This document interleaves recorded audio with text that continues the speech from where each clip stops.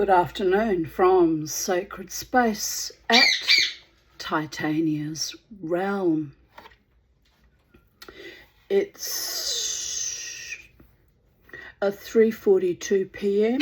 on 17th of June 2026. Excuse me. I've just got home from going to the Justice of the Peace at Mount Gravatt Plaza with quite a bit of paperwork to certify, because the forms for birth, deaths and marriages for a name change were very complicated. It said one of each, and then it said, oh, we need to know about your divorce, we need your birth certificate, we need this. So in the end I made a copy of just about everything, just so that they're fully satisfied, because you can't have things go wrong, can we? And the annoying part is I emailed them and said I'd like to make an appointment to do it in person, because I prefer to do things mano a mano, face to face, woman to woman, man to woman, however it works, whoever might be behind the counter there. So I have emailed and asked for an appointment, but I said I don't get paid till the 23rd, which is next Tuesday. But then I thought, well, I'll have everything certified and copied, and I can just go in there, hand them the cash. They don't really want cash, they say, so they might bloody arc up about that. But cash up, no tick, as we say, those of us who are freedom fighters. I guess I could just pay it by debit card. It doesn't make any difference. But anyway, I'm all excited about having all the paperwork done. It's been stressing me out, really stressing me out. So anyway, hopefully it happens expediently within the next week or so, that I get to go in there or post in my paperwork, pay and post. And then I think it takes another 10 days or so for them to send out the change of name certificate. And then I'll be on another journey going around all the government departments and all the businesses that I deal with, and taking my paperwork in to show them my change of name. So it's going to be, it's going to be a bit of a drama, but it's okay. At least I'll know by then that it's official and legal, that my name's all tickety-boo. $220 for that legality, I might add, by the gods. So it occurred to me this morning, it's like, well, I never married again, so I didn't need to change my name, did I? But it occurred to me, I'm the Bodhisattva. I've married myself, given myself a new name, and I'm okay with that. I'm kind of pleased about it, actually. I don't know why I waited so bloody long. I used to run it by my friend Jared and, even my daughter and a few other friends with monotonous regularity over the last 31 years of being separated and divorced. Why did I wait so long? I blame it on Kurt Cobain coming to me when I was having my tooth ripped out of my head, literally borne down right down into my jaw, making me disassociate. I blame it on that. Kurt Cobain wants me to have my own identity that's mine, that resonates with my spirit, and be my own woman. And who knows, hopefully, I haven't checked out the numerology, but scared to, actually, to be honest. But who knows, maybe it might bring me a bit of bloody luck and a positive outlook on life and new beginnings, and, not carrying around a name of a person that, not my father-in-law, mother-in-law per se, but the entity I married that was actually quite cruel and sadistic to me. Not carrying it anymore. It's in the past, long, long, long past. So anyway, we all know, though, that the Bodhisattva didn't have a very happy history either, and had to overcome that and become a warrior goddess in her own right. So there is that. So anyway, I've given myself a powerful energy to exist under, as I do, and but I'm okay with it. Since I'm never marrying again, it was time to change my name. Right, So I'm back. I bought a few bits of pieces of groceries. Oh, I bought some celery for my Betty boys, and little Bo was quite enthusiastic about it. I gave him a sprig with leaves, and Kermie, who I locked them in their separate cages while I went out, asked by hanging on the cage door, going, "Let me out, Mama T." So he asked to be allowed to play with Bo for the next few hours till the sun goes down, and I thought that's reasonable. And he was twittering when I drove in my driveway and got out of my car. I could hear him twittering with happiness, so he knows the sound of my car now. He's very intelligent. I don't know what I've done here. Just one moment. What have I done? Honestly, Mama T, what are you doing with your life? Fell off. Right, here we go. He was twittering with happiness that I was home. So I posted it on Instagram. I've also, last night and finished it off today, made a new bookmark in copper, out of copper wire, which involved getting my map torch out and soldering both ends and twisting the wire and then soldering the other end, which I did outside in the dark, which was a bit bloody scary, quite frankly. But anyway, I managed it very carefully, working because I couldn't actually see what I was bloody well doing. And then I got my iPhone torch on and got the spare, what do you call that thing, vise. I have a spare one in my laundry, which was great because I didn't have to wait to do that work today, or wake up the birdies. So I went out there and I twisted the wire and then I soldered the ends, and then I got out my anvil and my tree stump that lives in the laundry, which was also good because I could work out the back there and hammered it into shape.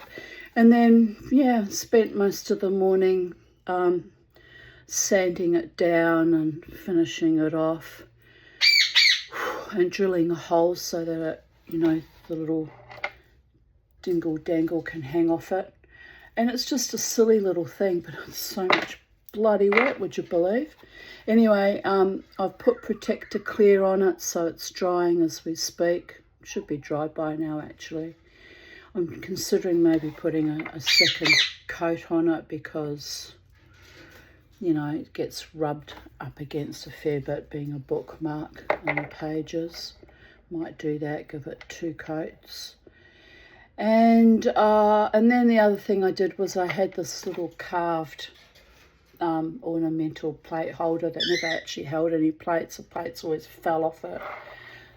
So I went in and I got my carving tools on my Dremel and dug deeper so that they can sit a bit better. It still probably could do with a bit more work actually, but it took me 2 hours, and then I was satisfied that at least one of the little plates sits nicely. So it's just that it's a really nice carving.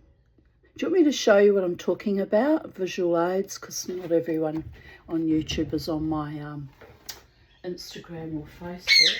That would be obsessional, people of Earth, and weird. So I'll show you.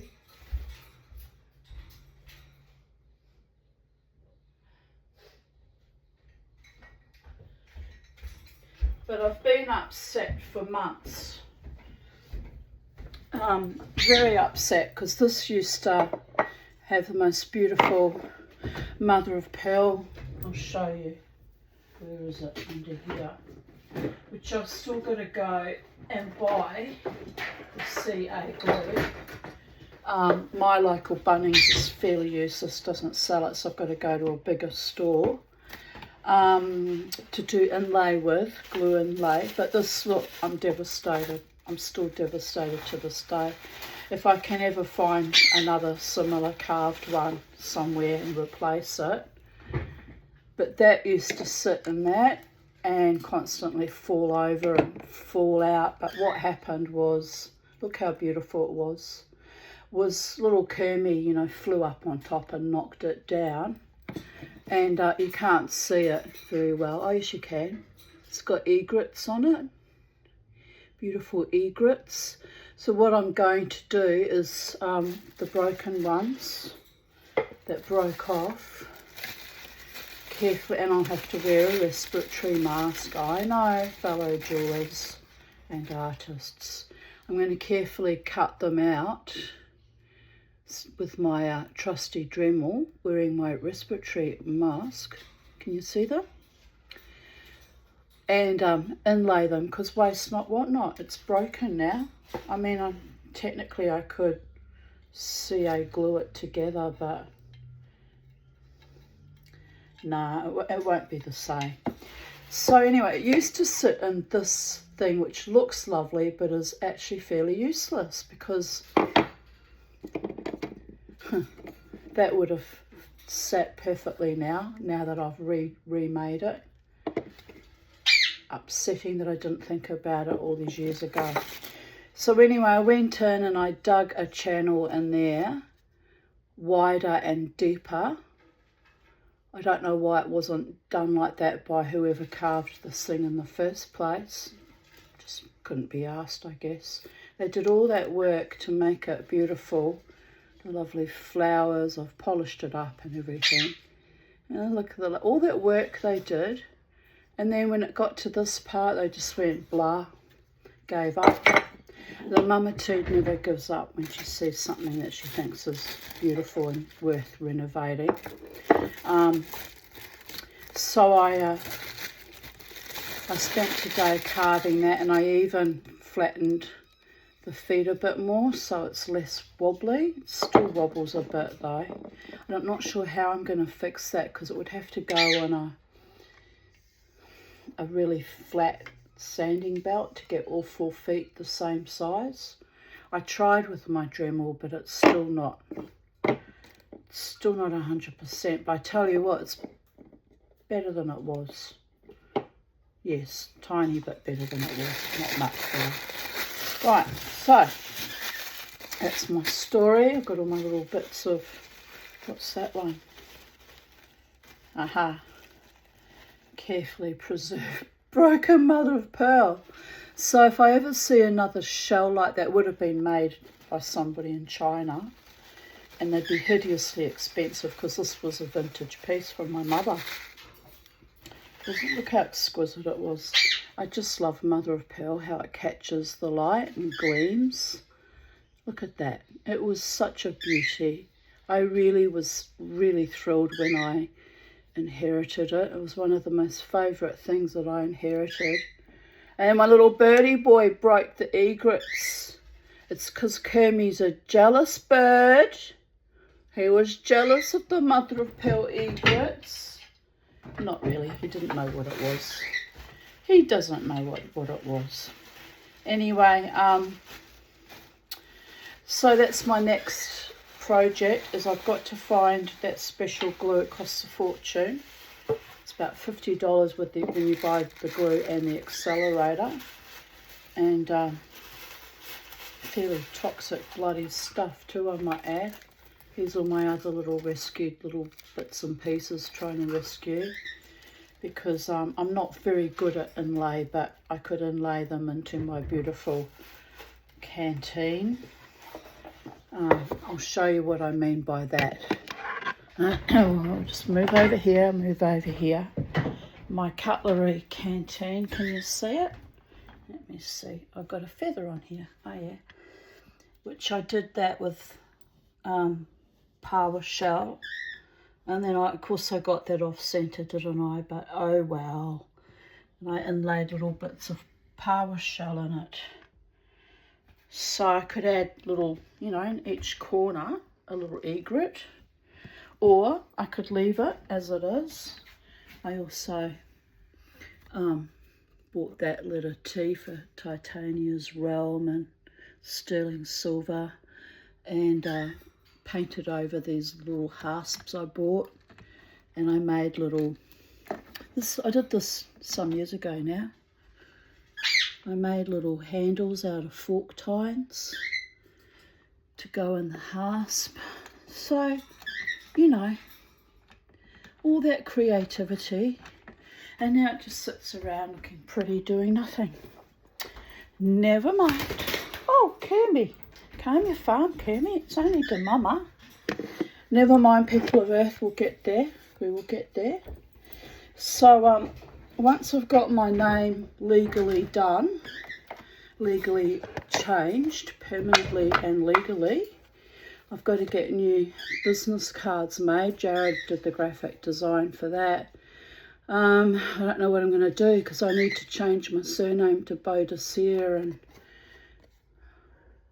I'll need to change my Optusnet account when I have it legally done, so I have to change that as well. And it's going to be a lot of faffing about. And then I have to get all new business cards, which I'm not even sure is worth doing since I'm not really conducting a business. But, well, I aspire to ultimately get my little business happening. I don't know how. No, the economy's shit. Nobody ever bought from me. It's all awfulness. But meanwhile, there's renovating of, bits and pieces that I've got from my mother. I bought this years ago. That's not my mother's. Some of the china's my mother's, and some of it's my own that I actually bought eons ago. Of course, I bought it from my mother. You can tell because I've got the same stuff.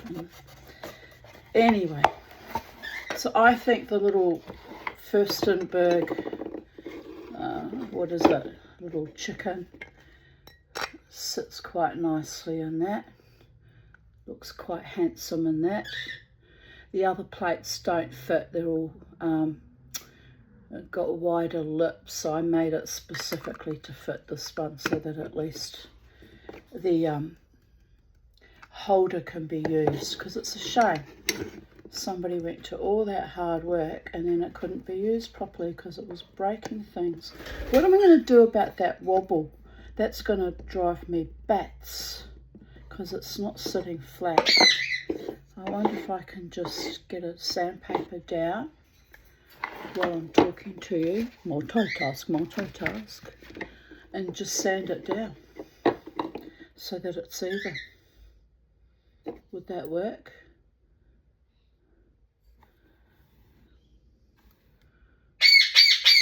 Well, that's another job for another day. It was enough that I made it possible for the plate to fit. But see, it still doesn't have a lot. Only comes up to there. Still could go down deeper, couldn't it? I've got a little bit of play to drill down a few millimeters more so that the plate sits deeper. But then what will happen is we'll lose the design. My anxiety says it will do, Chook, it will do. My anxiety says. I've got to listen to my anxiety. Sometimes my intuition knows best. Right. What are you doing? Chucking all your food on the floor? Being feral? Are you being a feral birdie? No, Mama. I'm being a normal birdie. Okay, here we go.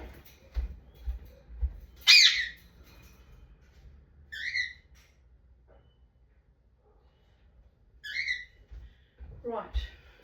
Handsome boy. You're the handsome boy. The other lovely thing that happened today.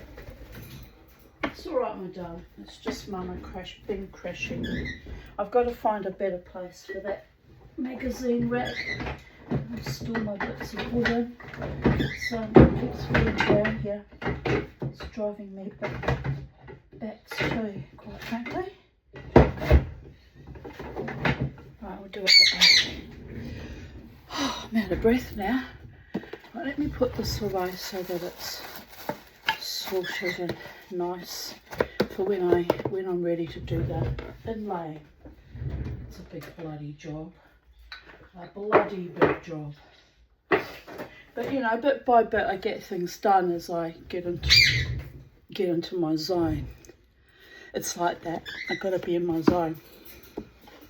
So on the subject, what was I saying? The lovely thing that happened today was, and I haven't seen them for about 6 months, was the king parrot and his mate came past. I saw the female first. She sat up on the frangipani tree. I could hear her wings flapping. That's what drew my attention. And she sat up there, and then the male came beside her, and I didn't have food out for the scrub turkeys because I hadn't put it out yet.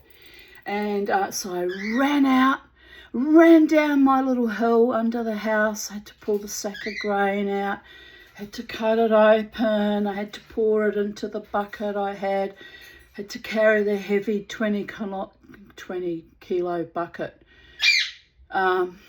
It'd be 10 kilos because it's a 20 kilo sack.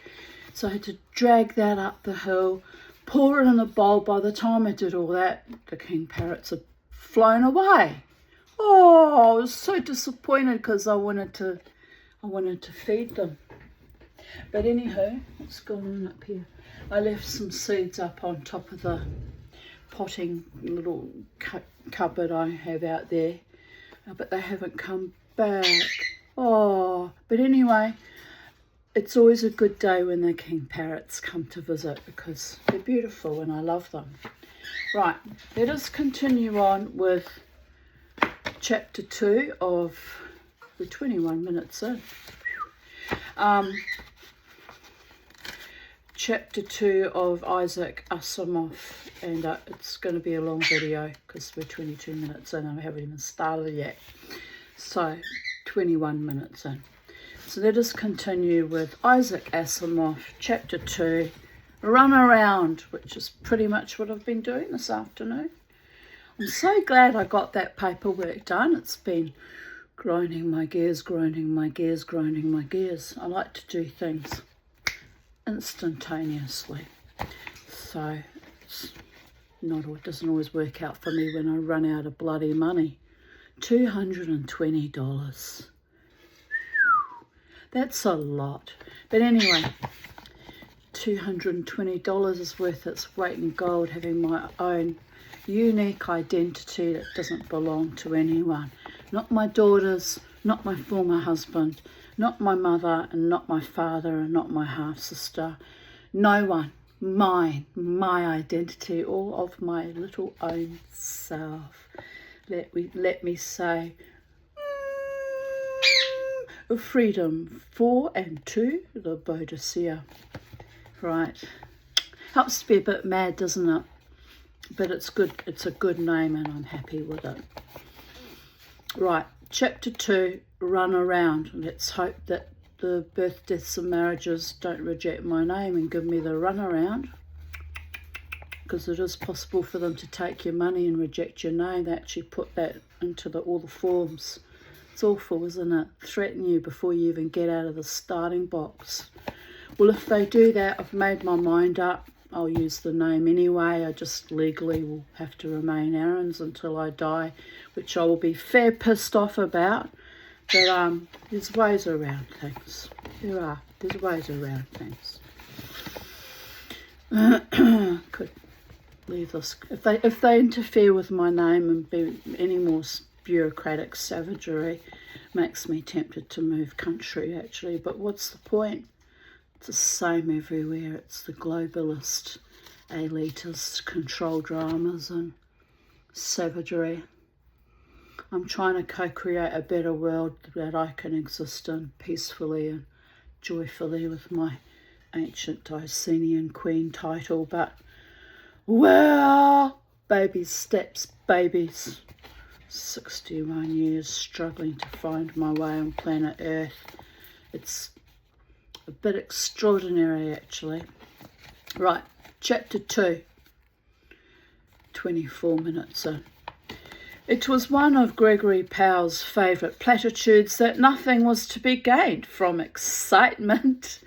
So when Mike Donovan came leaping down the stairs toward him, red hair matted with perspiration, Powell frowned. "What's wrong?" he said. "Break a fingernail?" Oh, that's the other funny thing I got to tell you. When I saw the JP, he recognised me from a few weeks back when I had to go and get something else certified. What was that for? Can't even remember now. was stressing me out too. But anyway, I can't even remember. It's gone in the past. Oh, yes, to apply for my patient record. That was stressful for a whole lot of nothing. So anyway, the JP, the gentleman, recognised me as I was standing in the queue, and he nodded to me, and he had a lady who was, assisting with her paperwork, and he just nodded to me, and he just went like this. And honestly, it was like being married. It was all non-verbal, but sort of mouthing to each other. It was very comical. He was like, "Have you got much?" And I went, "What?" He's like, and then I'm like, "Oh, no." He's trying not to laugh. It was all done in the queue, going, "Oh, no, it's a lot." Anyway, and then we got there, and I said, "I just want to do my change of name. I was here a few weeks ago." He said, "Yes, I remember you." He said, "I've even got you written down on my list. I don't have to write you down again," which I thought was hilarious. And so anyway, and then he's like, because one of them was my gas bill, he says, "I have to see the original." I went, "Oh, it's on my phone." And I showed him, goes, "No, that's not the same as what you printed out." And then I realised I printed out from the actual downloaded bills. I had to go in and show him all of that. And then, anyway, he was very pedantic, but, he's justice of the peace. They have to make sure it's all, exactly what they're putting their name to, which is fair. And so 7 pages later, and then very cheekily I said to him, "I need to witness the actual form, and I don't see anybody, so would you mind witnessing that as well?" I said, "I realise we're not friends, but, He happily witnessed that too. I thought, good, because then I don't have to go around and beg, any of the neighbours to help me. And I guess I could have got Rati to witness it tomorrow, but I thought, while I'm there, I've got everything else witness, I'll just do that as well. So, but it was just so funny how we were just non-verbally communicating, and even the people in the queue started to laugh. They probably thought he knows me, but he actually doesn't really. But anyway, kind of comical that it happened to be the same justice of the peace. And he said to me too, he said, "Someone else is coming soon," because there was a lady in front of me, and I'm just fanning myself because I get hot when I'm stressed.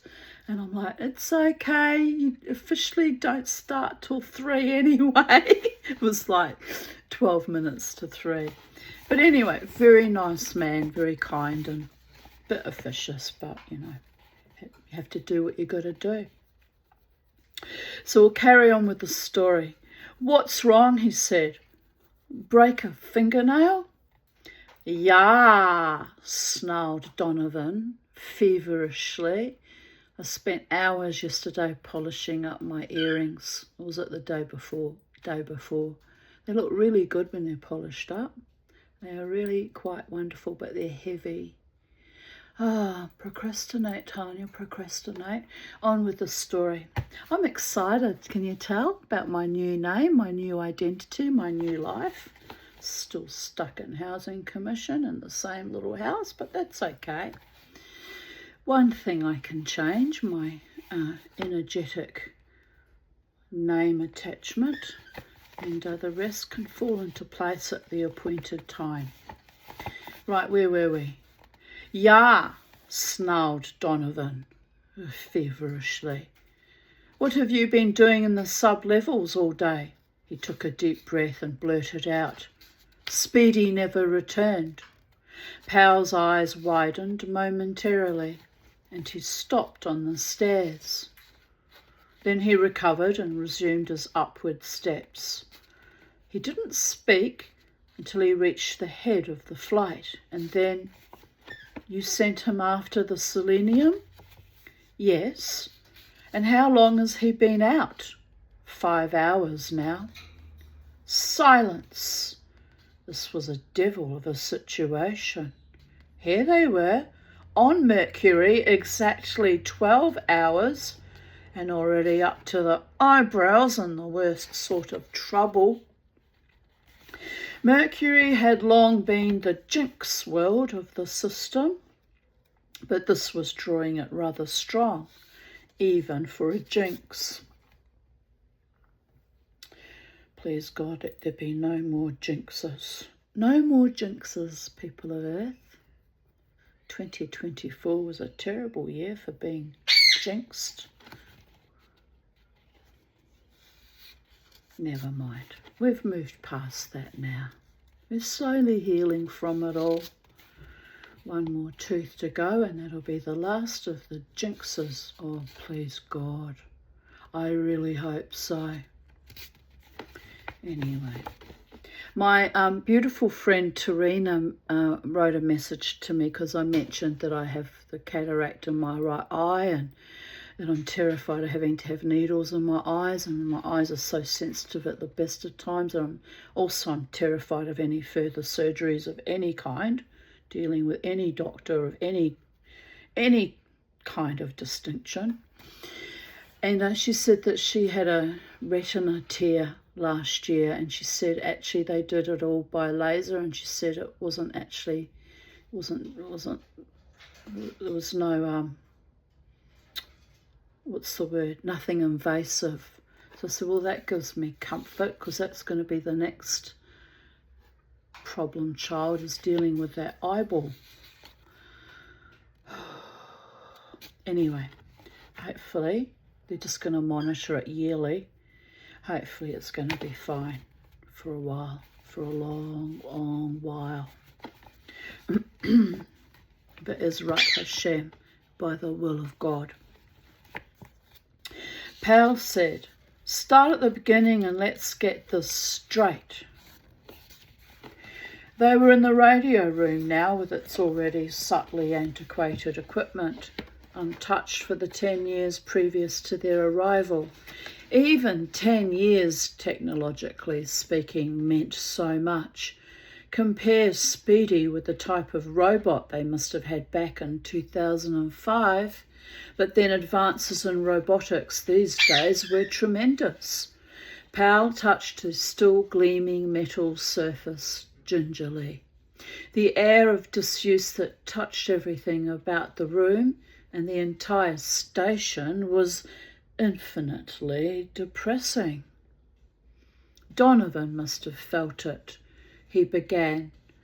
I tried to locate him by radio, but it was no go.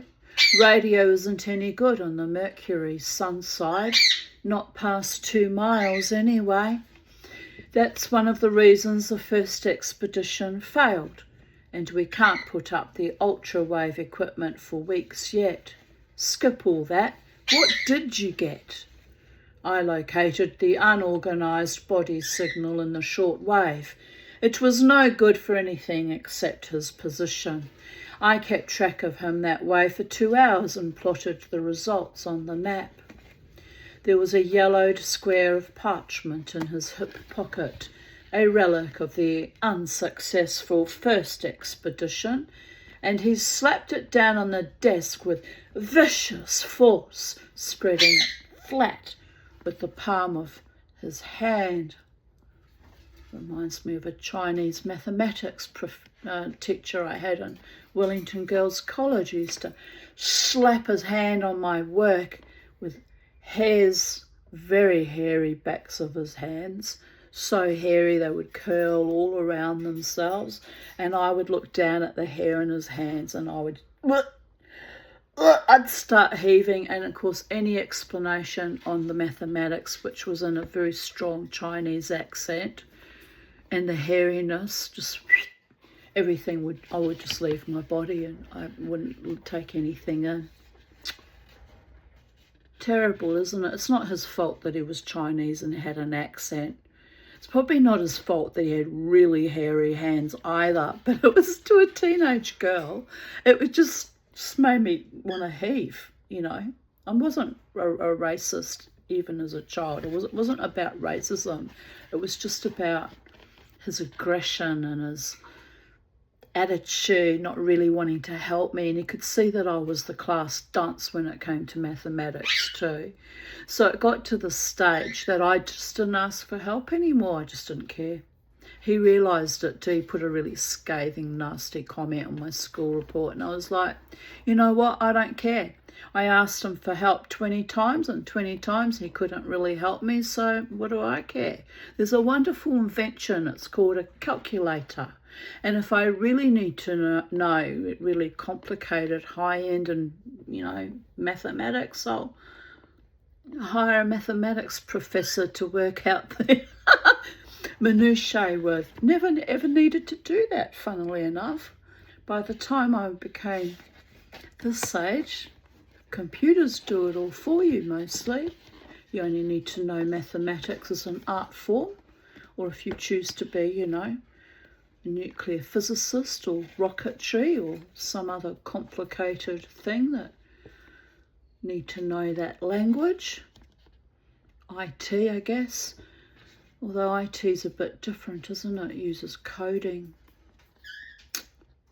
Well, anyway, you know what I mean, don't you? The class stunts ended up not being so stupid after all, especially when COVID came about. Sometimes it helps to have a lateral, expansive mind that can see beyond the bullshit. Well, who's that marching down the road? Oh, a tradesman. Heading home to his missus, no doubt. He's walking all jaunty and happy. I like to see men happy going home to their women folk. Not impacting on my day in particular, honestly. But that whole little, I don't know what that was. JP was delightful.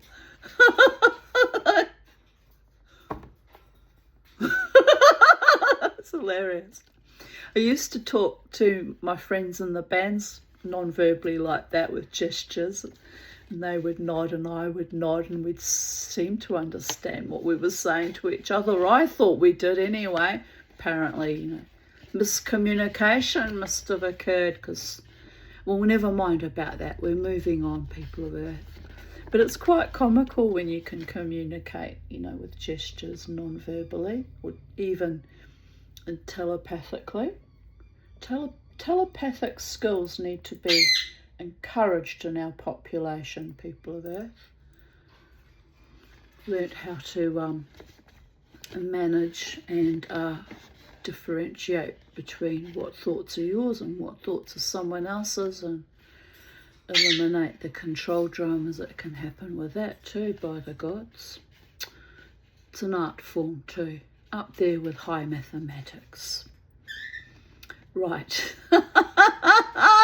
You can tell I've been a little bit influenced by Disclosure Day, but not really, because it's something I've always believed in too, that telepathy was the way higher intelligence is communicated. Right, anyway, not that I'm that kind of intelligence, people of Earth. Just a short, fat little hobbit woman trying to get my way home. It occurred to me, by the way, that if I should die with the next surgery, God forbid, but it could happen, I guess. It's on the cards. It's always on the cards. That at least my name will legally be Bodicea, and I will die with my own name intact, which is another reason why I'm in quite a bit of a hurry, because the tooth has to come out soon. So I don't really want to die as Ms. Aarons, carrying my former, husband's family name. I want my own identity when I die. I remember Catherine Harris being quite emphatic about having her own name returned to Catherine after being called Kit for 40 odd years too. Must be an older woman thing that we become pedantic and emphatic and fussy about having our identity. It must be a thing. Because I remember her being like that. Of course, she wasn't going to change her surname because she was still very happily married, but she wanted her first name brought back into use again, which is fair enough.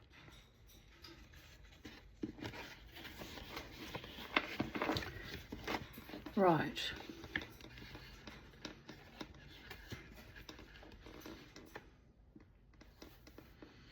I was quite charmed yesterday when I went to get my eyes tested by at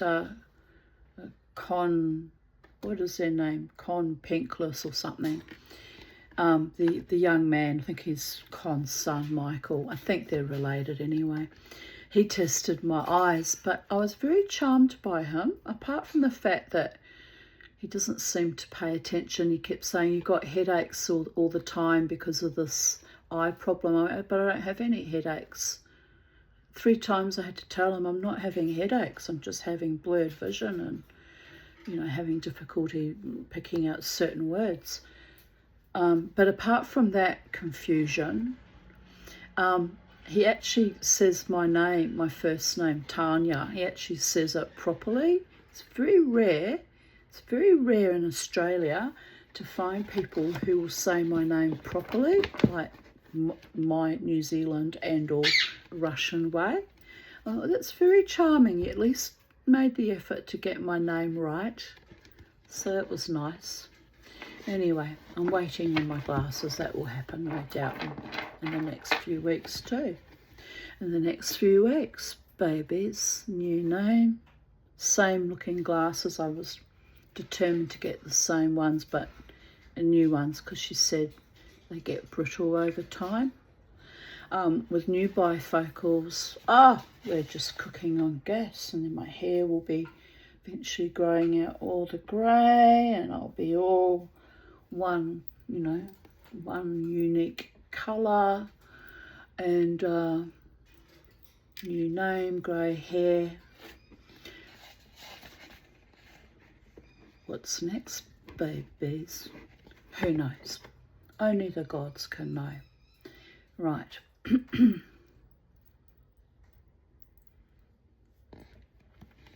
So I'm all over the place today. Bear with me. I don't know why, but I feel excited for a change, which is unusual. So we'll just work with that, people of Earth. So he says, skip all that. What did you get? I located the unorganised body signal in the short wave. It was no good for anything except his position. I kept track of him that way for 2 hours and plotted the results on the map. There was a yellowed square of parchment in his hip pocket, a relic of the unsuccessful. Oh, yes, we read that. Yes, spreading it flat with the palm of his hand, and I segued about my maths teacher. Right. Back in the room, people of Earth. Pal, hands clasped across his chest, watched it at long range. Donovan's pencil pointed nervously. The red cross is the selenium pool. You marked it yourself. Which one is it? Interrupted Pal. There were 3 that McDougall located for us before he left. I sent Speedy to the nearest, naturally, 17 miles away. But what difference does that make? There was tension in his voice. There are the penciled dots that mark Speedy's position. And for the first time, Pal's artificial aplomb was shaken, and his hands shot forward for the map. Are you serious? This is impossible. There it is, growled Donovan. The little dots that marked the position formed a rough circle about the red cross of the selenium pool, and Pal's fingers went to his brown moustache, the unfailing signal of anxiety. Or other. Well, all right. I'm growing my own beard, don't mind me. What you doing, handsome boys? He said, Mama, you're very happy these days. Got to go with it, boys. Sometimes I'm happy, sometimes I'm depressed, sometimes I'm stressed, sometimes I'm anxious, sometimes I'm exhausted from all the emotional output. It's full on. That's why I'll never marry again. No one can put up with my moods, my labile moods.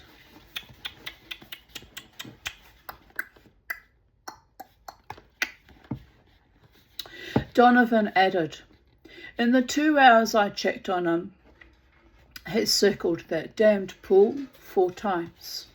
It seems likely to me that he'll keep that up forever.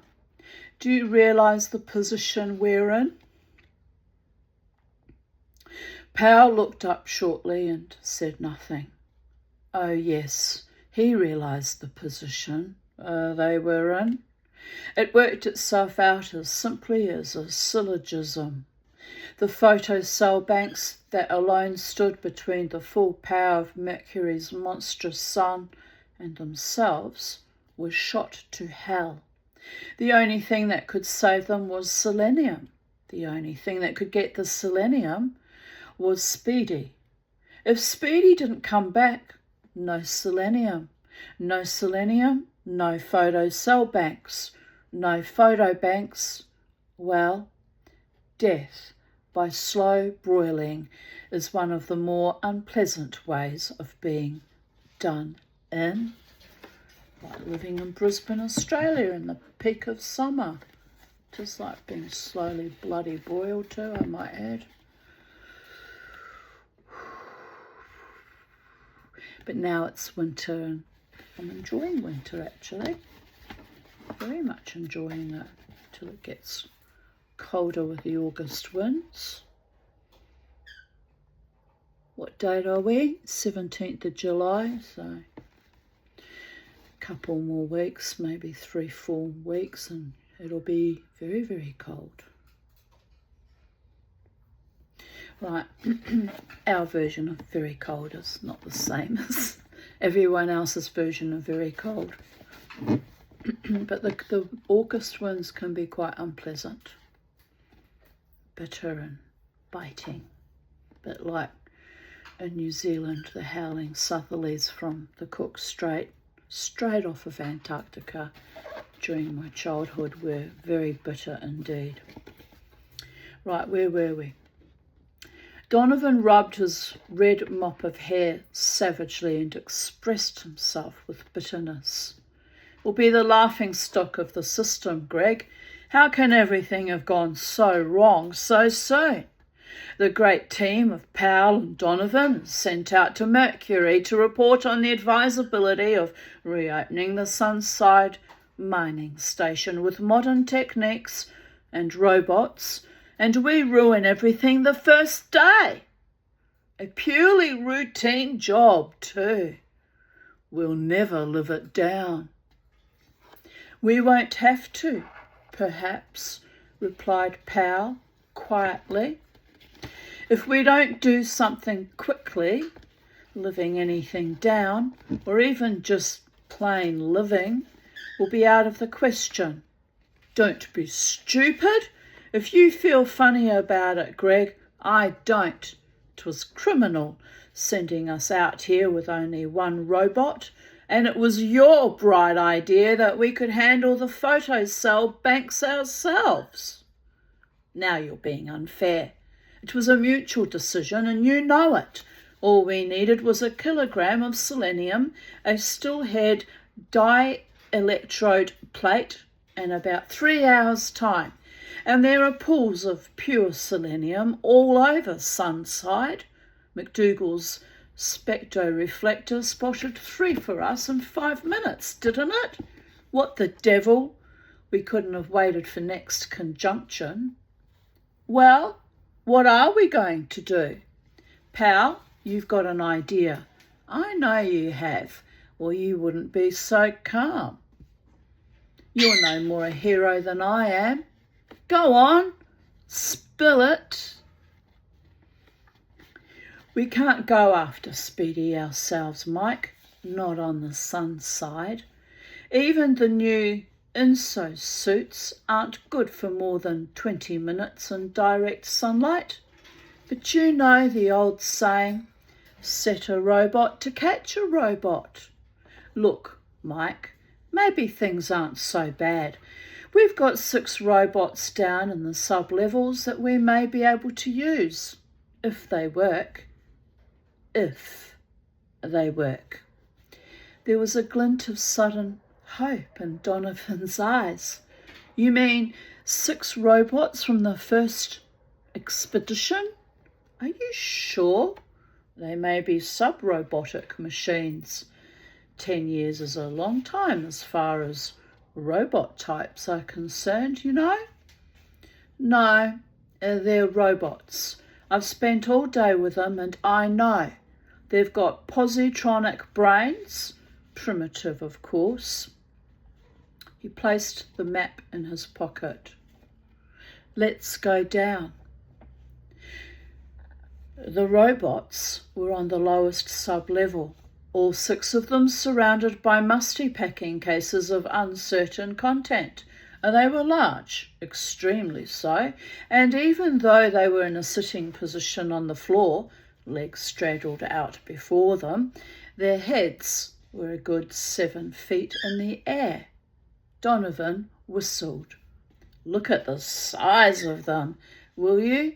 The chests must be 10 feet around. That's because they're supplied with the old McGuffey gears. I've been over the insides, crummiest set you've ever seen. Have you powered them yet? No, there wasn't any reason to. I don't think there's anything wrong with them. Even the diaphragm is in reasonable order. They might talk. He had unscrewed the chest plate of the nearest as he spoke, inserted the 2-inch sphere that contained the tiny spark of atomic energy that was a robot's life. There was difficulty in fitting it, but he managed and then screwed the plate back on again in laborious fashion. The radio controls of more modern models had not been heard of 10 years earlier. And then to the other 5. Donovan said uneasily, They haven't moved. No orders to do so, replied Powell succinctly. He went back to the first in the line and struck him on the chest. You, do you hear me? The monster's head bent slowly, and the eyes fixed themselves on Powell. Then in a harsh, squawking voice, like that of a medieval phonograph, he grated, Yes, master. Powell grinned humorlessly at Donovan. Did you get that? Those were the days of the first talking robots, when it looked as if the use of robots on Earth would be banned.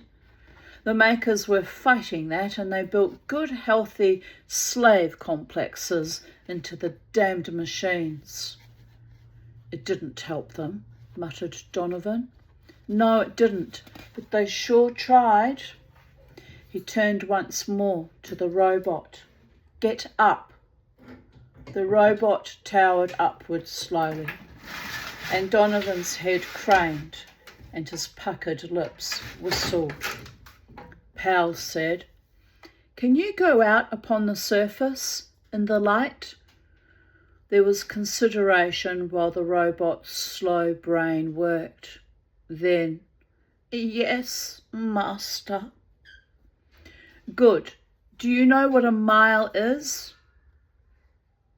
Another consideration and another slow answer. Yes, master. We will take you up to the surface then and indicate a direction.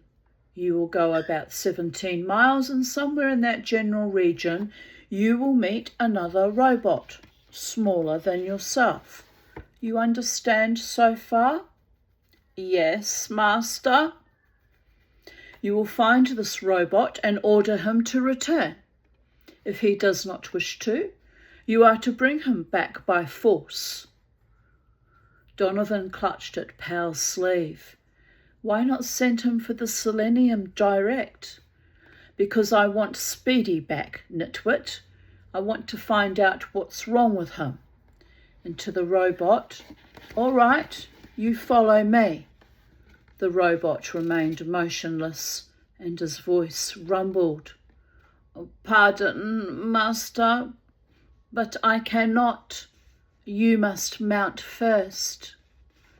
His clumsy arms had come together with a thwack, blunt fingers interlacing. Pal stared and then pinched at his moustache. Uh-oh. Donovan's eyes bulged. We've got to ride him? Like a horse? I guess that's the idea. I don't know why, though. I can't see. Yes, I do. I told you they were playing up robot safety in those days. Evidently, they were going to sell the notion of safety by not allowing them to move about without a mahout on their shoulders all the time. What do we do now? That's what I've been thinking, muttered Donovan. We can't go out on the surface, with a robot or without. Oh, for the love of Pete! And he snapped his fingers twice. He grew excited. Bit like the mama tea right now. Yubba, yubba, yumma. Right, he grew excited. Give me that map you've got. I haven't studied it for 2 hours for nothing. This is a mining station. What's wrong with using the tunnels? The mining station was a black circle on the map, and the light-dotted lines that were tunnels stretched out about it in spiderweb fashion. Donovan studied the list of symbols at the bottom of the map. Look, he said, the small black dots are openings to the surface, and there's one maybe 3 miles away from the selenium pool. There's a number here. You'd think they'd write larger, 13A. If the robots knew their way around here. Powell shot the question and received the dull, "Yes, master," in reply. "Get your inso suit," he said with satisfaction. It was the first time either had worn the inso suits, which marked one time more than either had expected to upon their arrival the day before, and they tested their limb movements uncomfortably.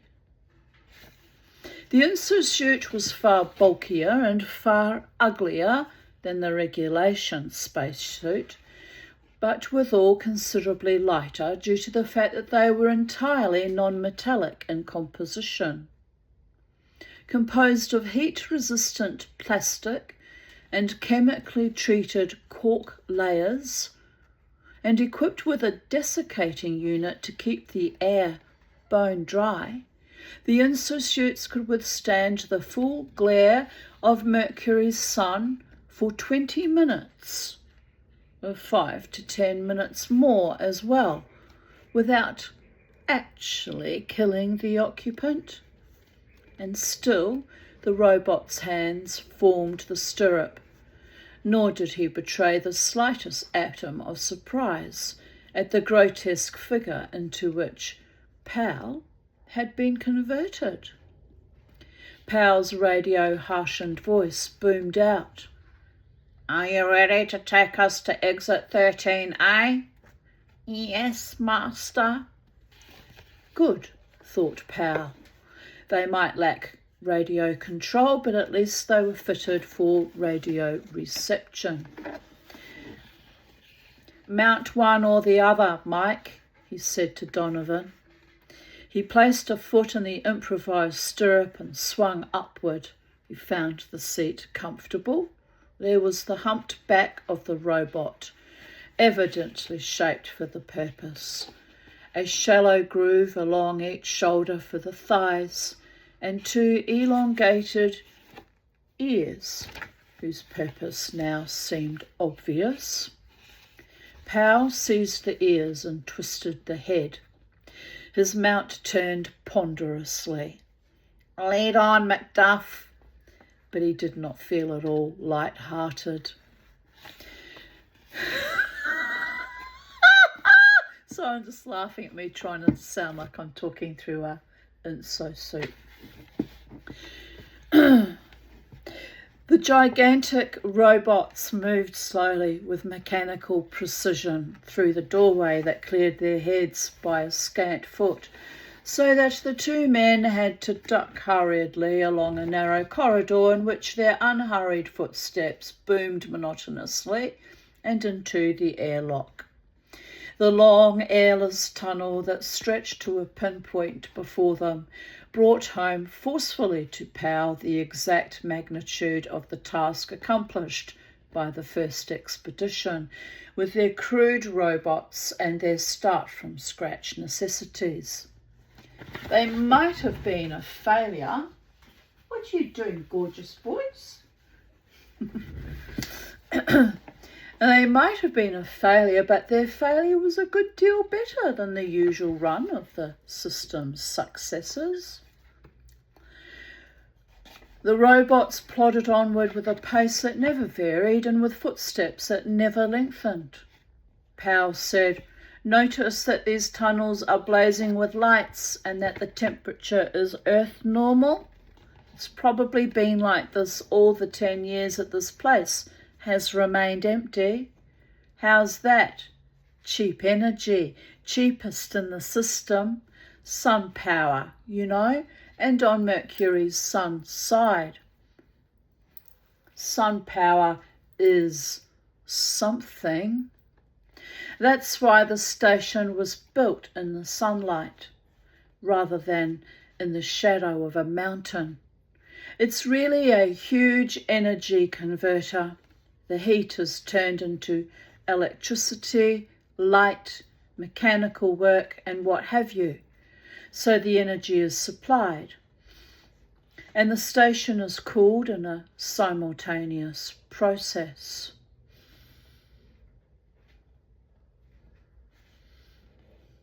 "Look," said Donovan, "this is all very educational, but would you mind changing the subject? It so happens that this conversion of energy that you talk about is carried on by the photocell banks mainly, and that is a tender subject with me at the moment."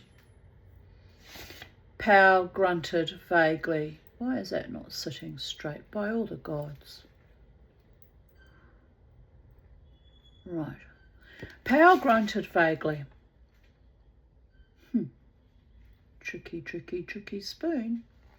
And when Donovan broke the resulting silence, it was to change the subject completely.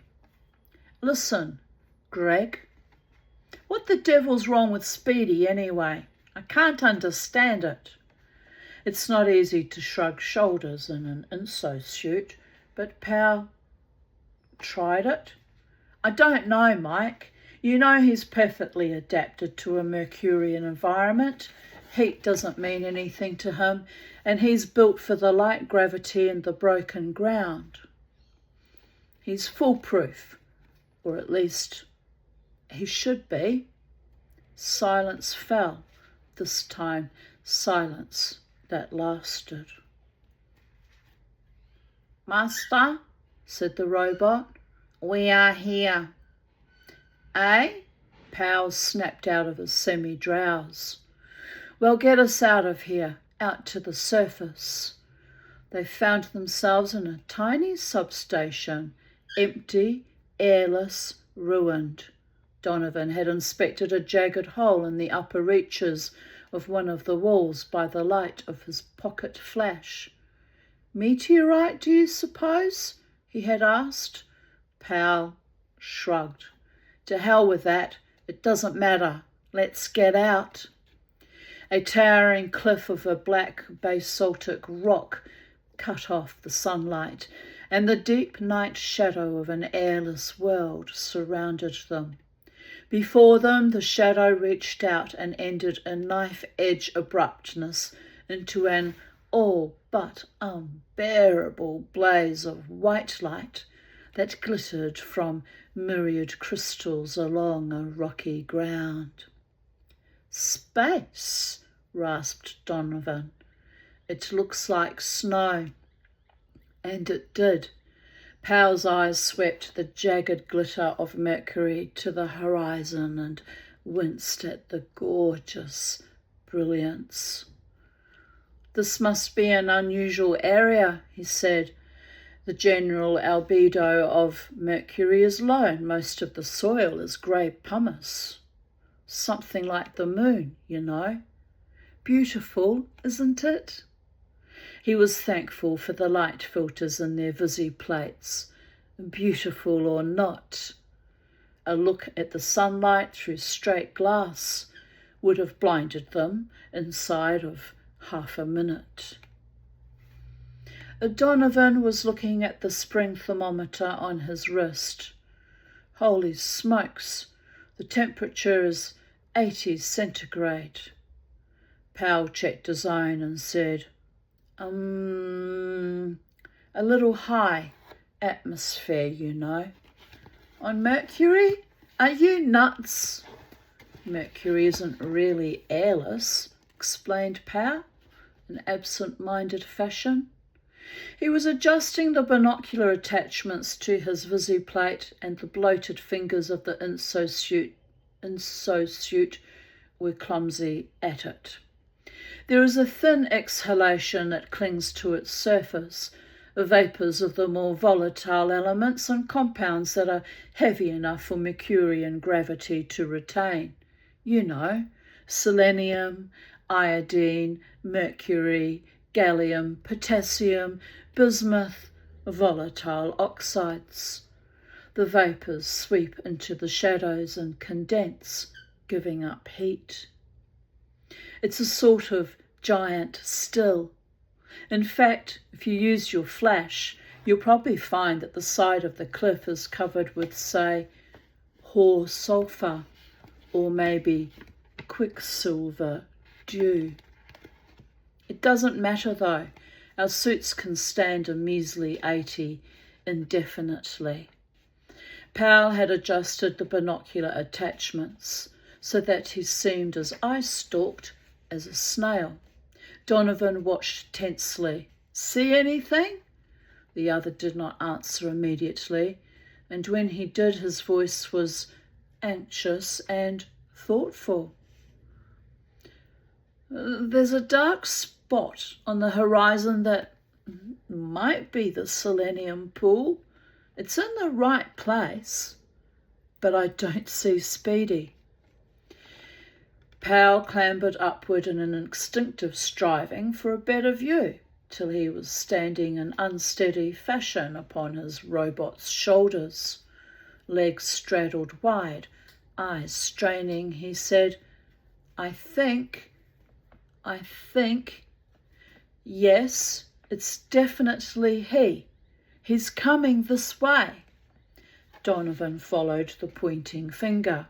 He had no binoculars, but there was a tiny moving dot, black against the blazing brilliance of the crystalline ground. "I see him," he yelled. "Let's get going." Powell had hopped down into a sitting position on the robot again, and his suited hand slapped against the gargantuan's barrel chest. "Get going! Giddy up!" yelled Donovan, and thumped his heels, spur fashion. Just see how many more pages we've got, in case I decide to break this up. Not that many, probably another hour's worth of reading. If you can bear with me, people of Earth, I can bear with you. If I could just bear myself, it'd be formidable. Right, the robots started off, the regular thudding of their footsteps silent in the airlessness, for the non-metallic fabric of the inso-suits did not transmit sound. There was only a rhythmic vibration just below the border of actual hearing. "Faster!" yelled Donovan. The rhythm did not change. "No use," cried Powell in reply. "These junk heaps are only geared to one speed. Do you think they're equipped with selective flexors?" They had burst through the shadow, and the sunlight came down in a white-hot wash and poured liquidly about them.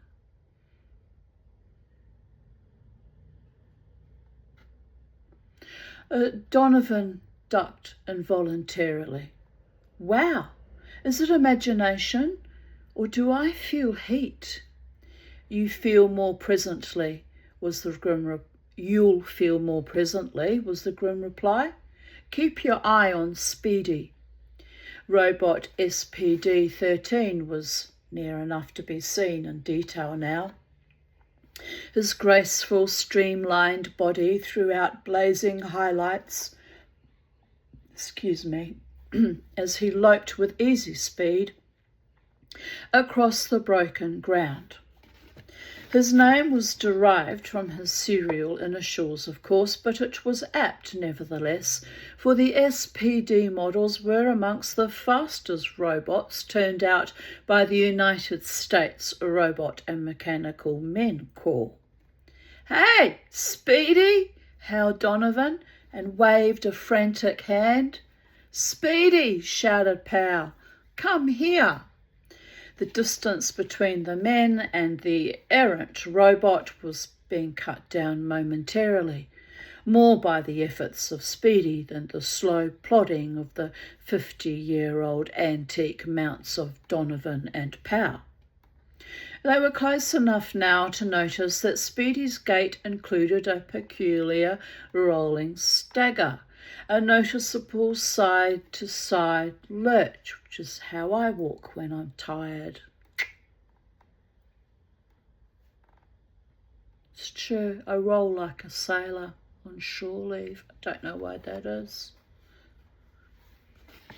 It's a bit of a worry, actually. All my daughter and former friend could do was laugh at me and make fun of me, not realising that it's some kind of brain anomaly interfering with my gait.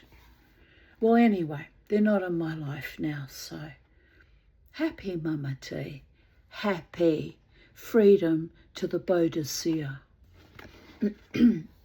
Make fun of someone for being frail and unwell. It's evil, isn't it?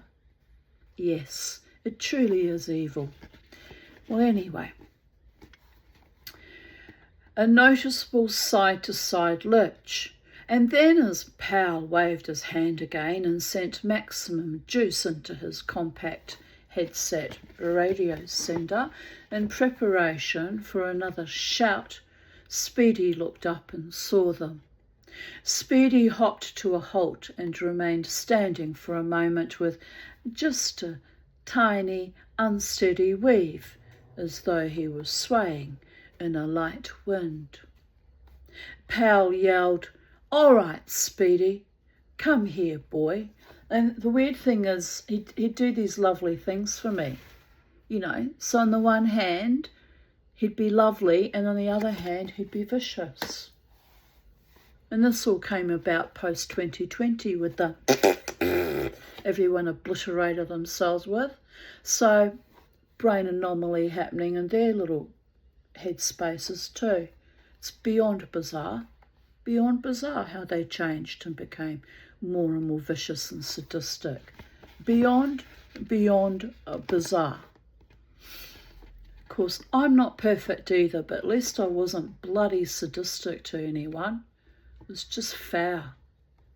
Really foul. Anyway, what can I say? Life goes on.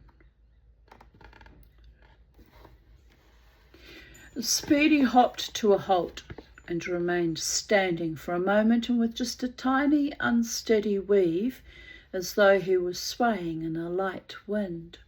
Powell yelled, "All right, Speedy, come here, boy." Whereupon Speedy's robot voice sounded in Powell's earphones for the first time. It said, "Hot dog, let's play games. You catch me and I catch you. No love can cut our knife in two. For I'm little Buttercup, sweet little Buttercup. Whoops." Turning on his heel, he sped off in the direction from which he had come with a speed and fury that kicked up gouts of baked dust.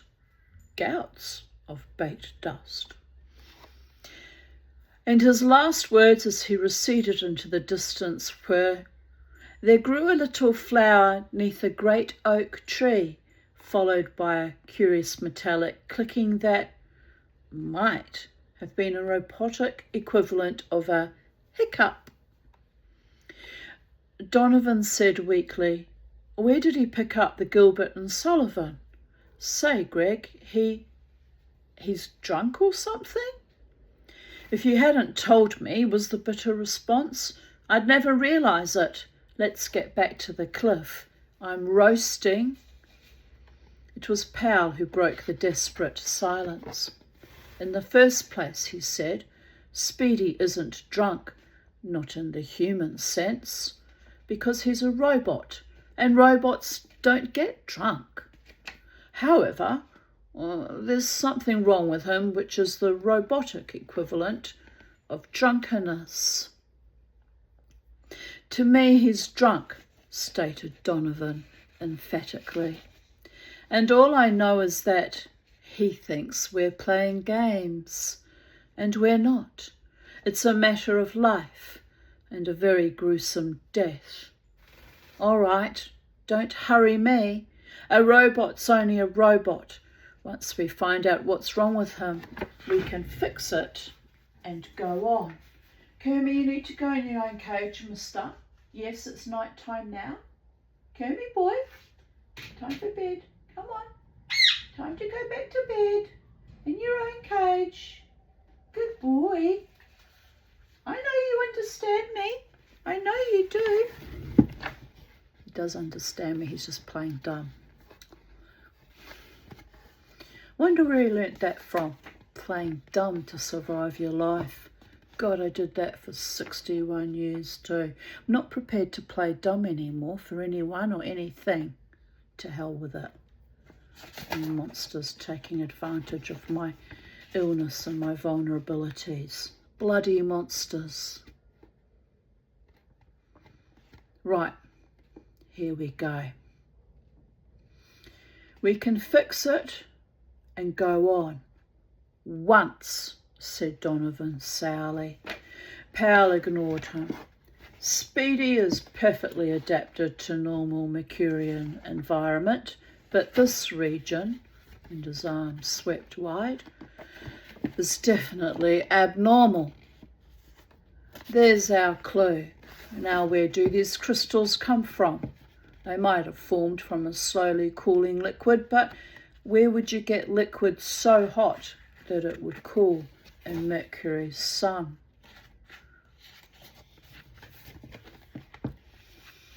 "A volcanic action," suggested Donovan instantly, and Powell's body tensed.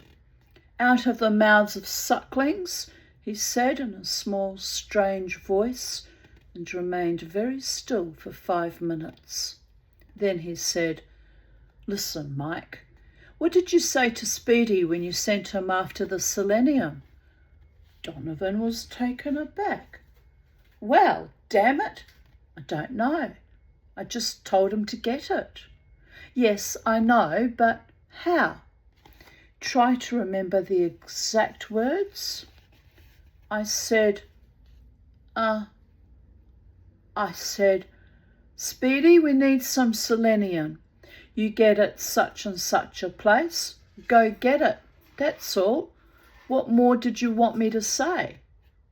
You didn't put any urgency into the order, did you?" "What for? It was pure routine."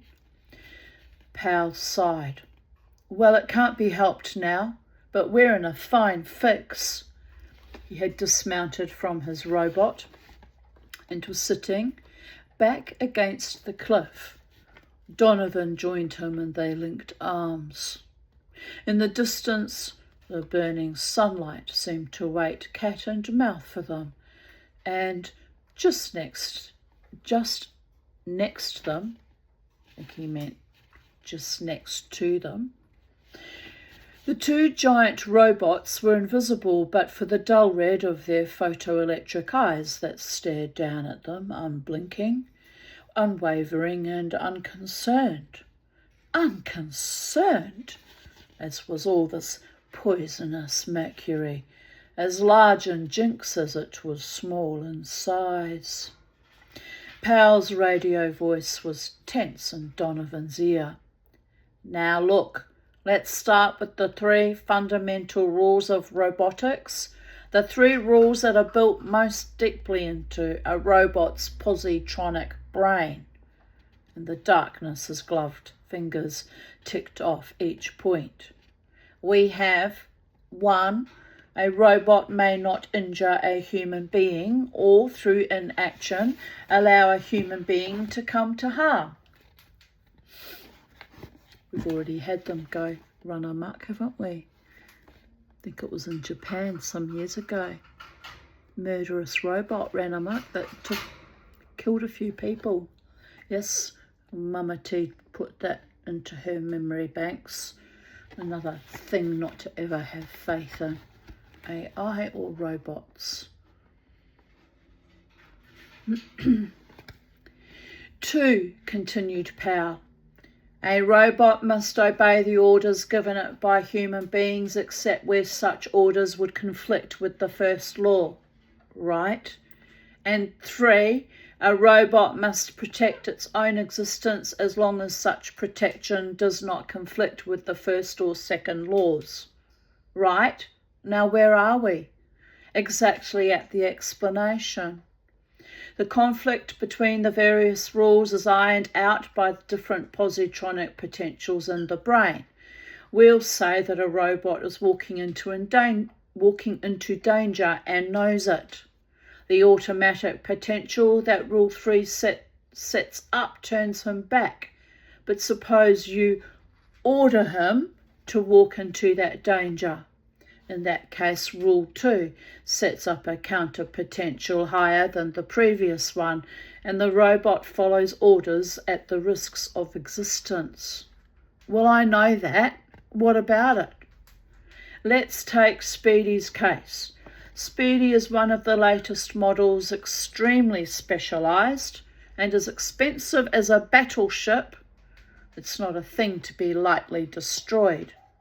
So Rule 3 has been strengthened. It was specifically mentioned, by the way, in the advance notices on the SPD models, so that his allergy to danger is unusually high. At the same time, when you sent him out after the selenium, you gave him his order casually and without special emphasis, so that the Rule 2 potential setup was rather weak. Now, hold on. I'm just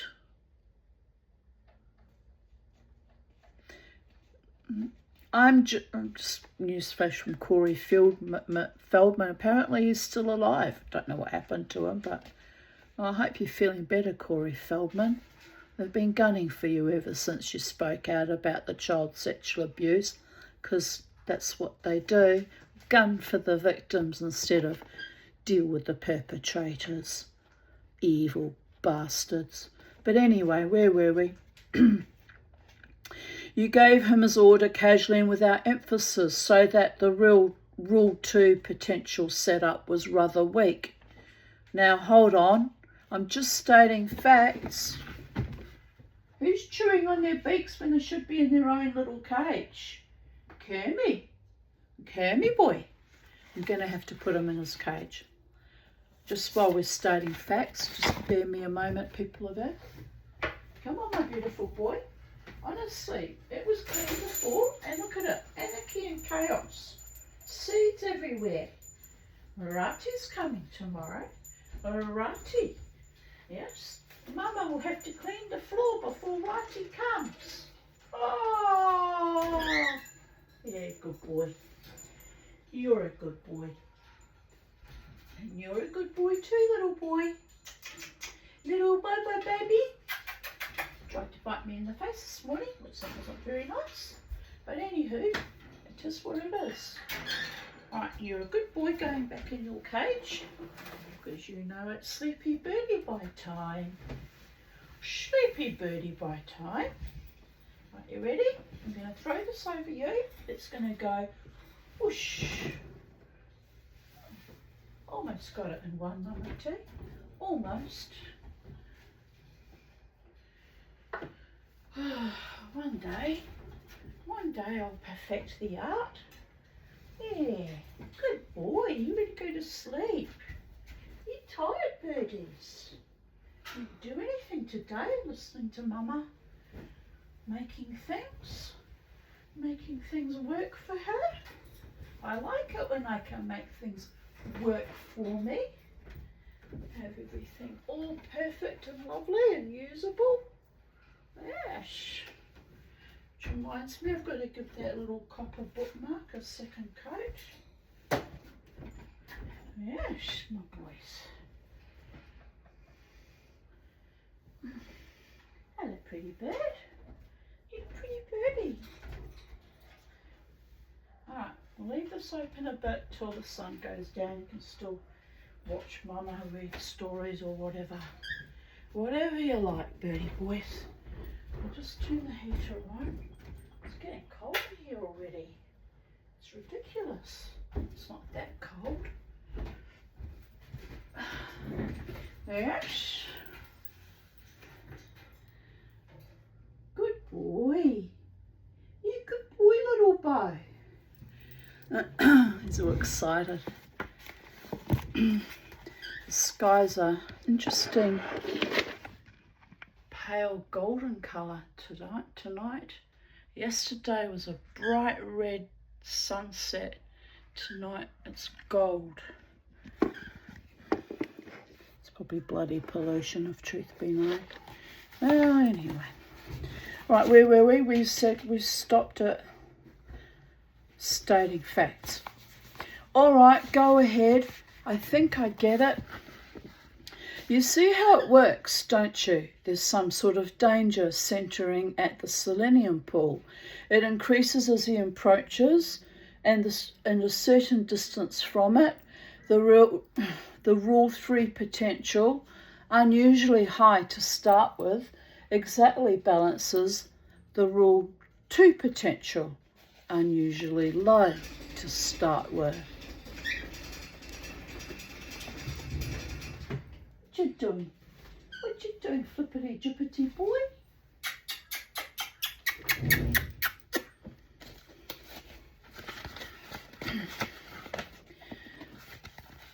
Donovan rose to his feet in excitement.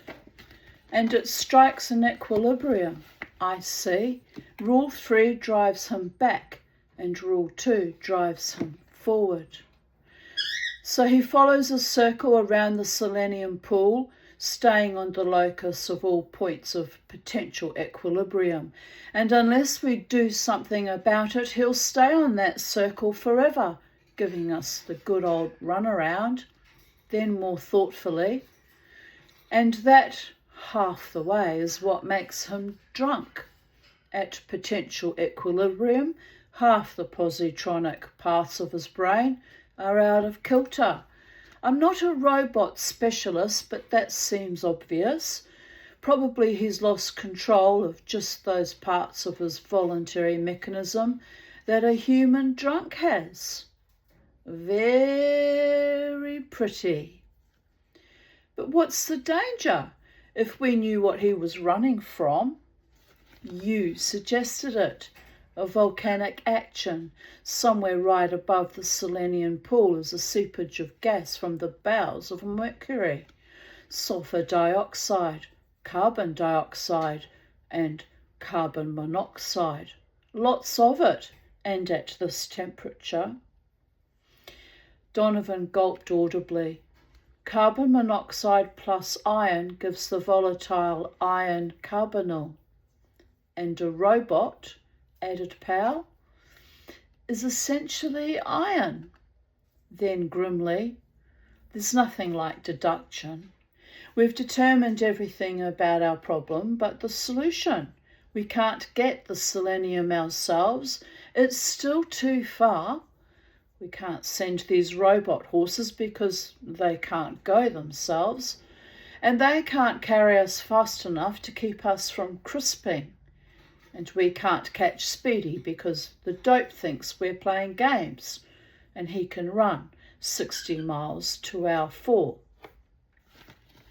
If one of us goes, began Donovan tentatively, and comes back cooked, there'll still be the other. Yes, came the sarcastic reply. It would be a most tender sacrifice, except that a person would be in no condition to give orders before he ever reached the pool. And I don't think the robots would ever turn back to the cliff without orders. Figure it out. We're 2 or 3 miles from the pool. Call it 2. And the robot travels at 4 miles an hour. And we can last 20 minutes in our suits. It isn't only the heat, remember. Solar radiation out here in the ultraviolet and below is poison. Said Donovan. 10 minutes short. As good as an eternity. And another thing, in order for Rule 3 potential to have stopped Speedy where it did, there must be an appreciable amount of carbon monoxide in the metal vapour atmosphere, and there must be an appreciable corrosive action atmosphere. He's been out hours now, and how do we know when a knee joint, for instance, won't be thrown out of kilter and keel him over? It's not only a question of thinking, we've got to think fast. Deep, dark, dank, dismal silence.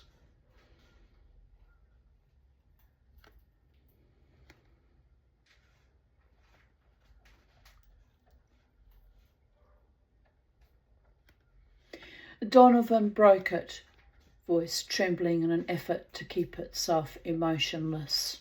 He said, as long as we can't increase Rule 2 potential by giving further orders, how about working the other way? If we increase the danger, we increase Rule 3 potential and drive him backward. Powell's visiplate had turned toward him in a silent question. You see, came the cautious explanation.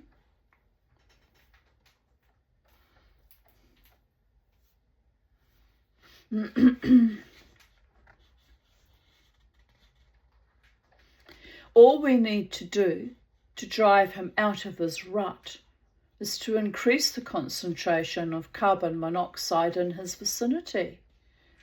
Well, back at the station, there's a complete analytical laboratory.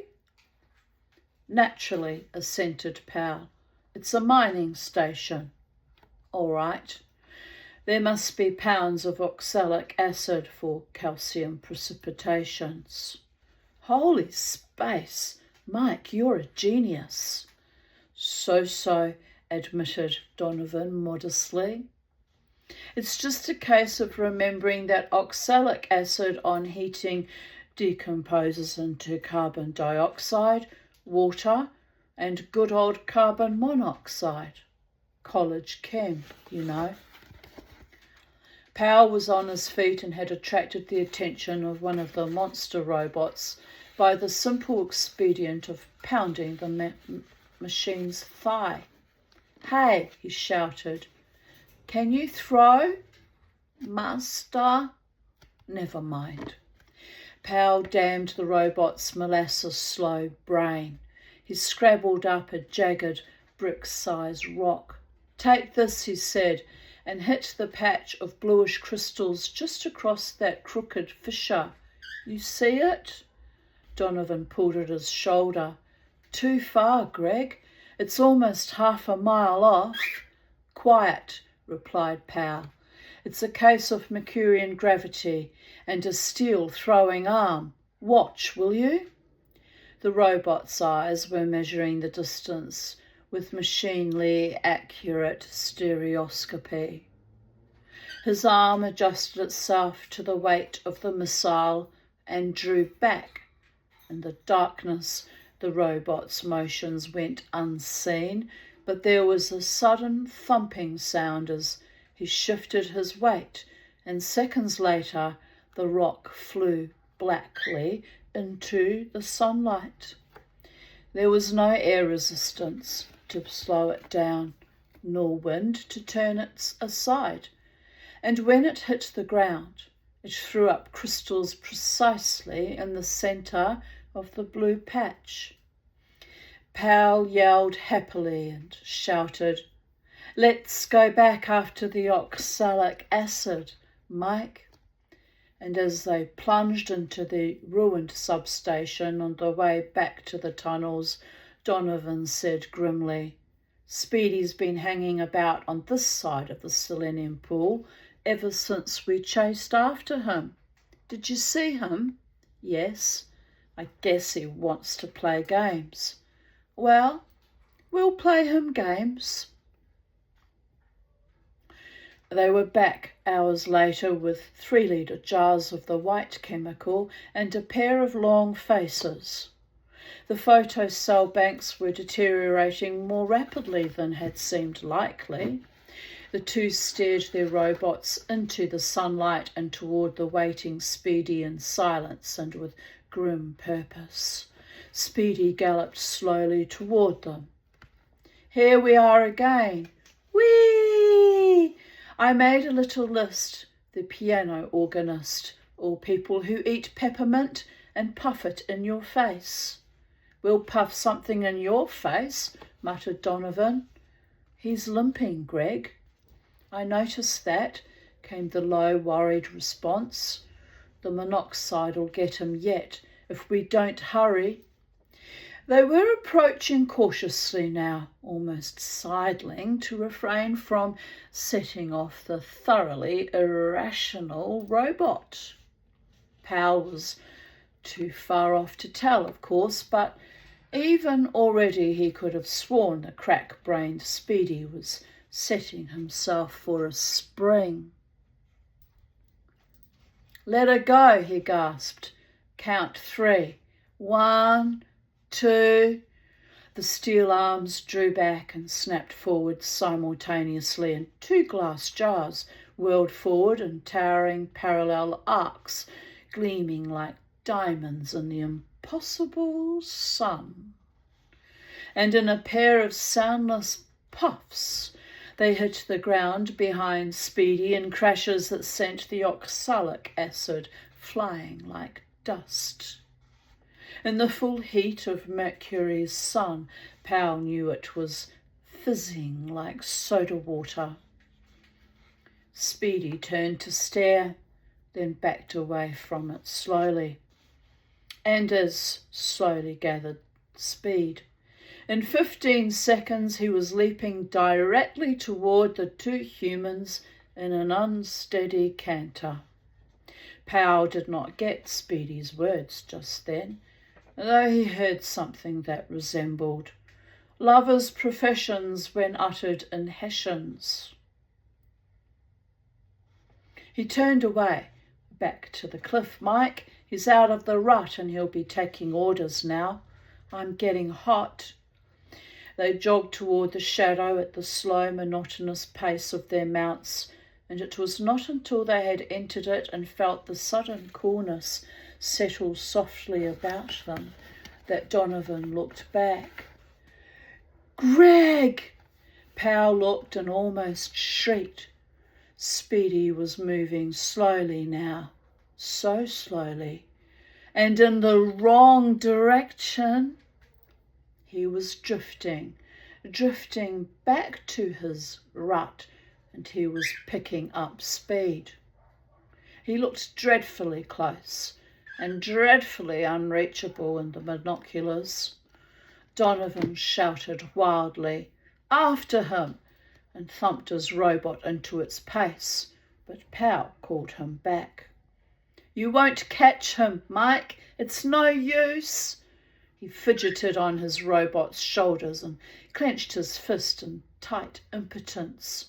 "Why the devil do I see these things 5 seconds after it's all over? Mike, we've wasted hours." "We need more oxalic acid," declared Donovan stolidly. "The concentration wasn't high enough. 7 tons of it wouldn't have been enough, and we haven't the hours to spare to get it. Even if it were, with the monoxide chewing him away. "Don't you see what it is, Mike?" And Donovan said flatly, "No." We were only establishing new equilibriums. When we create new monoxide and increase Rule 3 potential, he moves backwards till he's in balance again. And when the monoxide drifted away, he moved forward, and again there was balance.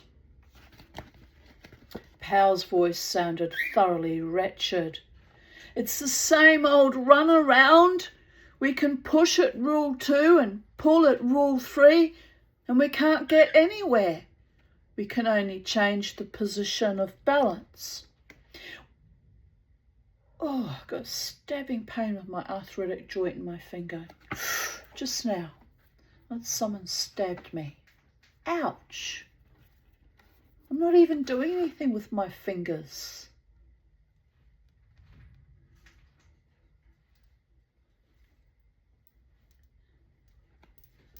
It's bizarre, isn't it? Well, anyway, nervous system override. We must reach balance and equilibrium, people of Earth. Even for Tanya Desiree Bodicea, balance and equilibrium. Wish I'd figured out how to achieve that 30 odd bloody years ago. But hard to find equilibrium when you've been freshly strangled by a monster set up by your husband, no? Fuck's sake.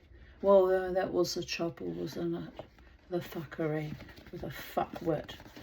Anyway, where was I? No longer carrying that burden. Hallelujah, sisters of Estros. Sisters of Man on Pause. Crondom, welcome to my world.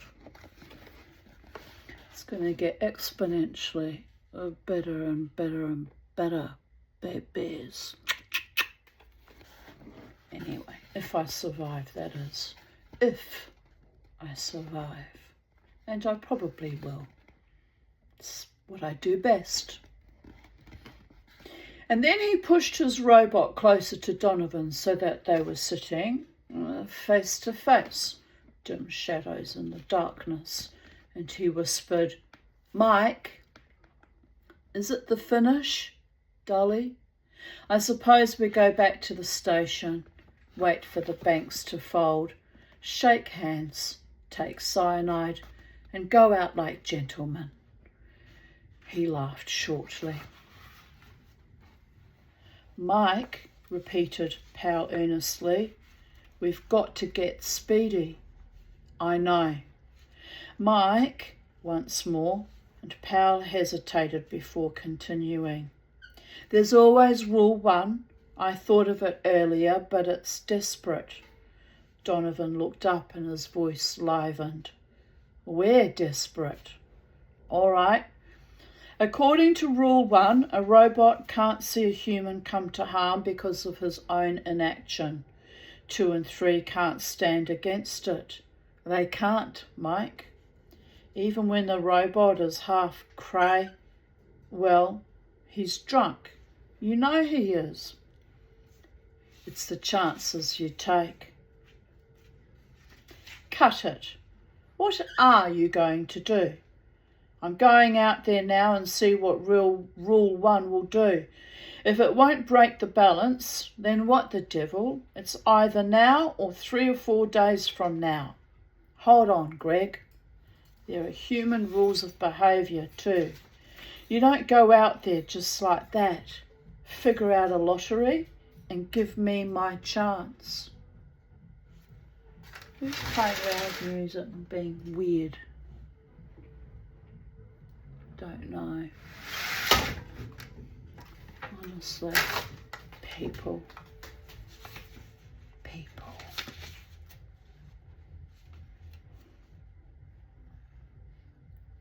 Whoever that is, they're backing down the road now. It's a bit bizarre, isn't it? Bizarro.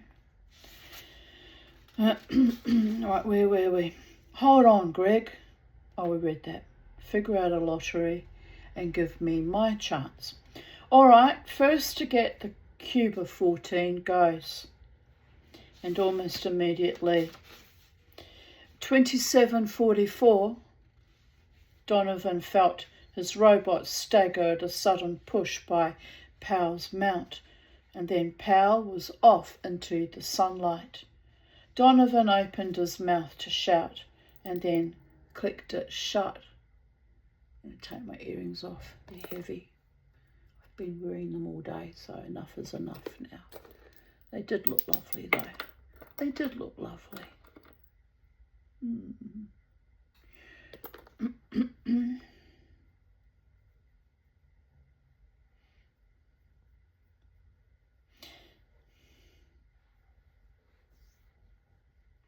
Donovan opened his mouth to shout and then clicked it shut.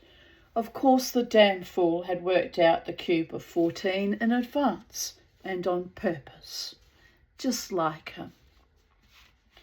The sun was hotter than ever, and Powell felt a maddening itch at the small of his back. Imagination, probably, or perhaps hard radiation beginning to tell even through the inso suit. Powell was watching him, without a word of Gilbert and Sullivan gibberish as greeting. Sorry, not Powell, but Speedy. Speedy was watching him without a word of Gilbert and Southern gibberish as greeting. Thank God for that, but he daren't get too close. He was 300 yards away when Speedy began backing, a step at a time, cautiously, and Powell stopped. He jumped from his robot's shoulders and landed on the crystalline ground with a light thump and a flying of jagged fragments. He proceeded on foot, the ground gritty and slippery to his steps, the low gravity causing him difficulty. The soles of his feet tickled with warmth. He cast one glance over his shoulder at the blackness of the cliff's shadow, and realised that he had come too far to return, either by himself or by the help of his antique robot. It was Speedy or nothing now, and the knowledge of that constricted his chest. Far enough, he stopped. "Speedy," he called. "Speedy!" The sleek, modern robot ahead of him hesitated and halted his backward steps, then resumed them. Powell tried to put a note of pleading into his voice and found it didn't take much acting. "Speedy, I've got to get back to the shadow or the sun'll get me. It's life or death, Speedy. I need you." Speedy took one step forward and stopped. He spoke, but at the sound Powell groaned, for it was, "When you're lying awake with a dismal headache and repose is tabooed." It trailed off there, and Powell took time out for some reason to murmur, "Iolanthe." It was roasting hot. He caught a movement out of the corner of his eye and whirled dizzily, then stared in utter astonishment, for the monstrous robot on which he had ridden was moving toward him, and without a rider. He was talking. "Pardon, master, I must not move without a master upon me, but you are in danger. Of course, Rule 1 potential above everything." But he didn't want that clumsy antique. He wanted Speedy. He walked away and motioned frantically. "I order you to stay away. I order you to stop." It was quite useless. You could not beat Rule 1 potential. The robot said stupidly, "You are in danger, master?" Powell looked about him desperately. He couldn't see clearly. His brain was in a heated whirl. His breath scorched when he breathed, and the ground all about him was a shimmering haze. He called a last time desperately. "Speedy, I'm dying, damn you. Where are you? Speedy, I need you." He was still stumbling backward in a blind effort to get away from the giant robot he didn't want, when he felt steel fingers on his arms and a worried, apologetic voice of metallic timbre in his ears. "Holy smokes, boss, what are you doing here? And what am I doing? I'm so confused." "Never mind," murmured Pal weakly. "Get me to the shadow of the cliff, and hurry." There was one last feeling of being lifted into the air and a sensation of rapid motion and burning heat, and he passed out. He woke with Donovan bending over him and smiling anxiously. "How are you, Greg?" "Fine," came the response. "Where's Speedy?" "Right here. I sent him out to one of the other selenium pools with orders to get that selenium at all cost this time. He got it back in 42 minutes and 3 seconds. I timed him. He still hasn't finished apologising for the runaround he gave us. He's scared to come near you for fear of what you'll say." "Drag him over," ordered Pal. It wasn't his fault. He held out a hand and gripped Speedy's metal paw. "It's okay, Speedy." Then to Donovan, "You know, Mike, I was just thinking." "Yes? Well?" He rubbed his face. The air was so delightfully cool. "You know that when we get things set up here and Speedy put through his field tests, they're going to send us to the space stations next?" "No!" "Yes. At least that's what old lady Calvin told me just before we left. And I didn't say anything about it because I was going to fight the whole idea." "Fight it?" cried Donovan. "But—" "I know. It's all right with me now. 273 degrees centigrade below zero. Won't it be a pleasure?" "Space station," said Donovan.